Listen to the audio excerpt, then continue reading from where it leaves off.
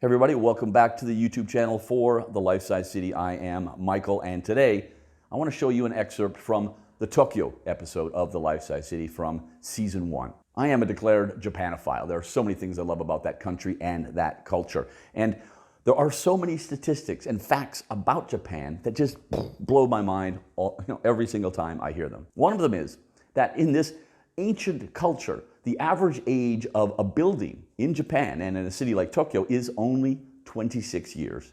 They have this culture of impermanence. They buy a house, they tear it down, they build something new. After the Second World War had ended, there was an immediate need for housing, a serious need. Tokyo had been completely flattened by bombs, as we know. The Japanese authorities, together with the Allies, actually started drawing up plans of a re-envisioned Tokyo, kind of like a phoenix rising with grand boulevards inspired by cities like Paris and Washington, D.C. This didn't help the people of Tokyo really much at all because they needed a roof over their head and they needed it now. So just outside the city center, buildings started being constructed in all haste and all necessity. And what I find absolutely wild is that these homes really organically developed their own typology, a certain kind of architectural style. They were known, and still are today, as moku-chin, which means wooden rental. And there are entire neighborhoods with all of these structures still intact. But this culture of impermanence in Japan threatens their very existence and this very important part of Japanese culture. They are really cool houses, as you're going to see in a few seconds. And I met a very passionate architect in Tokyo who showed me around a neighborhood filled with these moku-chin and explained to me why it's so important for Japan and Tokyo to preserve this typology. Off to Tokyo we go.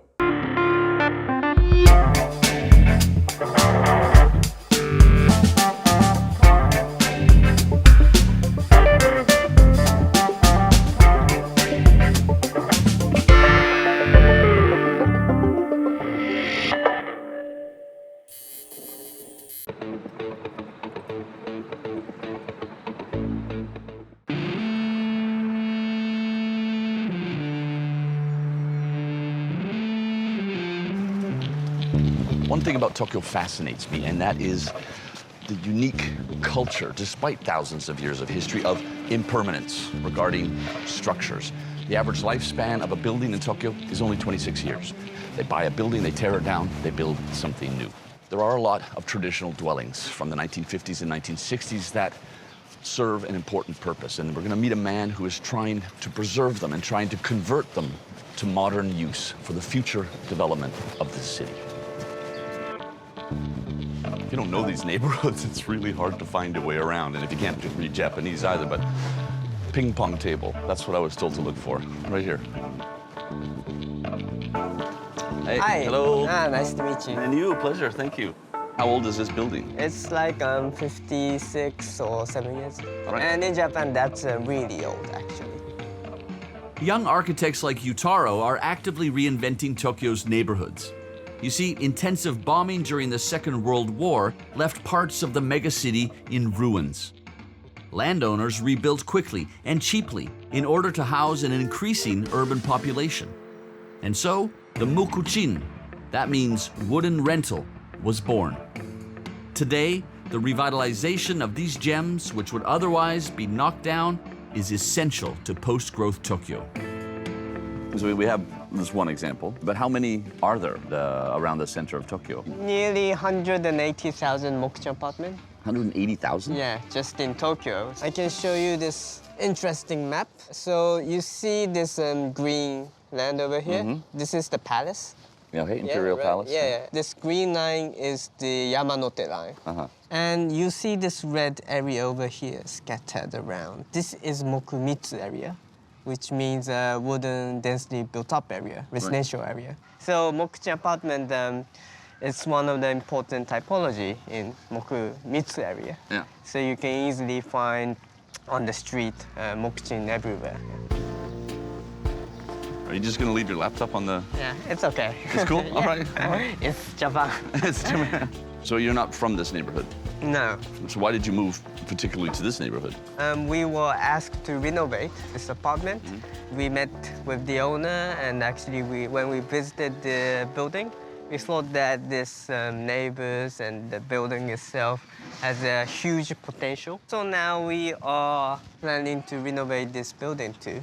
And Wow. maybe to a restaurant or cafe, and also as a hostel. And we are now also planning to tear this fence down. yeah. And then we could make a new circulation over there. It's not just the one house that we started at, it's a whole network of buildings that you're renovating? Yeah. If we have a chance to actually make new people come into this apartment, it'll be a good factor to actually generate new value for Right. the area. Is this something that really can have an effect on all of these neighborhoods? Many people now recognize the importance to reuse the existing or respect the existing. But still, there's also another big money development movement. So there's this, two things coexisting in Tokyo right now. So I think the important thing is to empower this new little multiple activity, community power that is going on in Tokyo. This is also a typical moku-chin apartment, But now I see it's vacant. That's also a moku-chin apartment. That's also a moku-chin apartment. Reusing these old homes is an efficient way of creating new housing and new offices.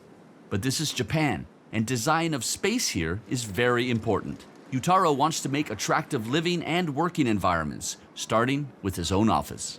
So we thought that it would be a good chance for us to use this building as an office. Also do some design experiment, renovating the house by ourselves.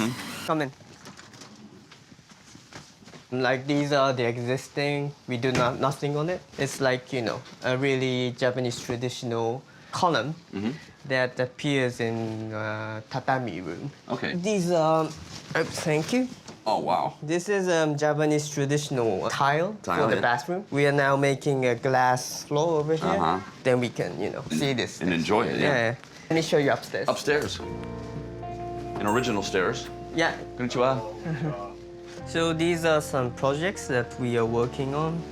So this is a moku-chin. It's one type of moku-chin. Yeah, that's a big one compared to this building, Yeah. right? Yeah. So who designed them? There must have been some kind of architectural guideline, or was it more freestyle? It's really freestyle. The interesting part is Japanese carpenter have a really high skill.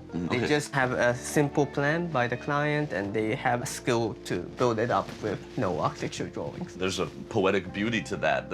All of these buildings that exist, there's no blueprints, and you have to go backwards and draw that, right? I think that's beautiful. It's kind of one of the beauty of Tokyo, Most of the neighbors are built up like that. The nature of the moku-chin, I mean, it was organic, and if you're gonna renovate them and reuse them, you need structure. We, of course, as an architect, we renovate each apartment, but we also have this open source based website to actually spread our ideas and to empower owners or local real estate company.